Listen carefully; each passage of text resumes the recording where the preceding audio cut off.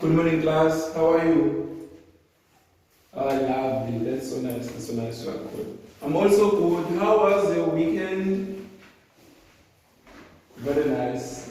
We had a long weekend. Yeah. So today we're going to learn a new topic, which is also related to our daily lives. So I want you guys to sit down and put your focus on the TV and listen carefully on the video, because I will ask questions later on. Okay, now you may focus on the video. Why do we work? Most of us spend most of our lives working in one way or another. Most of us also eagerly anticipate the times when we can stop working. The end of the day, the weekend, holidays, retirement, the fantasy of winning the lottery and quitting. But when we get the chance, how many of us really stop altogether? What motivates us to work or not work, and our feelings about the work we do? The first glance answer is easy. We work to fulfill our needs and wants.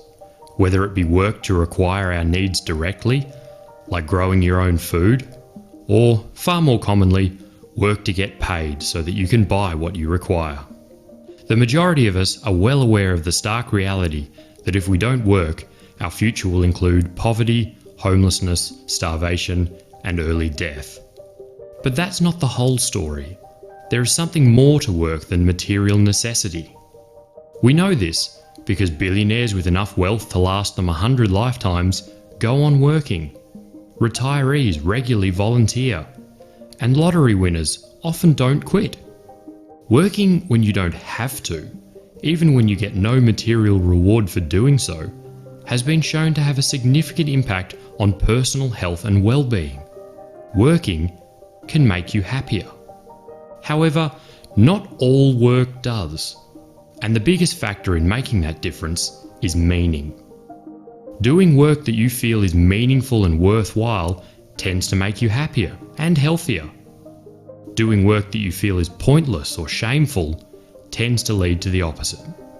As long as they aren't struggling to make ends meet, people are happier doing unpaid work that they feel has meaning, even if it's difficult or taxing, than they are getting paid for work that they feel lacks meaning.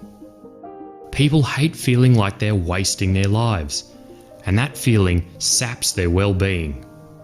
The motivation to work for the sake of meaning is less obvious than for financial or material gain, but it may be just as potent. Recently, this has been illustrated for many of us in pandemic lockdowns. People who were still getting income but couldn't work normally sought out all sorts of activities and projects to achieve meaning, to still be able to see the fruits of their labours. They were also very keen to demonstrate these fruits and the process to others. There is a social element to our desire to work too. Social engagement at work provides feedback from others that our work is important, our work is fruitful, and this reflects on us personally, fostering a feeling of respect. Even if the actual task we are completing can be frustrating, if we receive respect from our colleagues and leaders for it, we can feel accomplishment and success through their feedback. Leading biologists believe the internal desire to work may be a product of evolution. The individuals who naturally felt good working for the tangible benefit of a community and were motivated to do so created a society more likely to thrive and spread. Those who only contributed if they got something out of it directly tended to be outcompeted and disappear.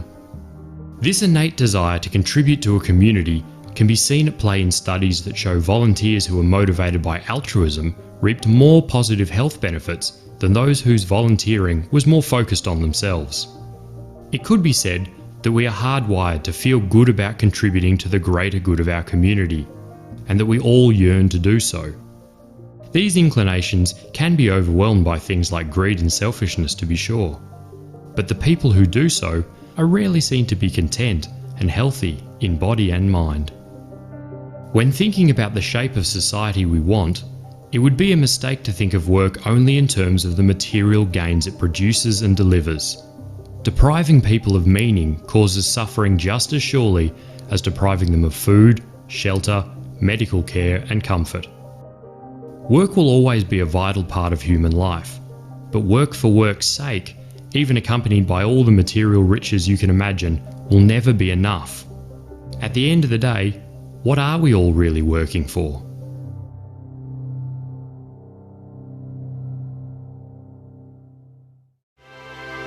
Subscribe for more videos like this and comment to join the conversation.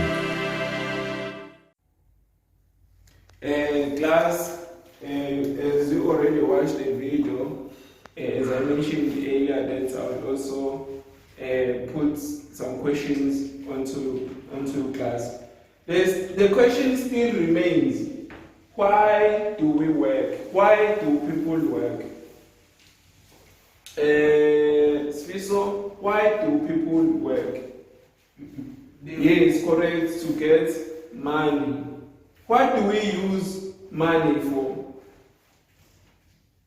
Yes, we use money to buy our needs and wants. The third question is, would you work for free? No, because you need money. Class, the topic for today will be salaries and wages. Salaries and wages are the earnings that are earned by people who work. Thank you.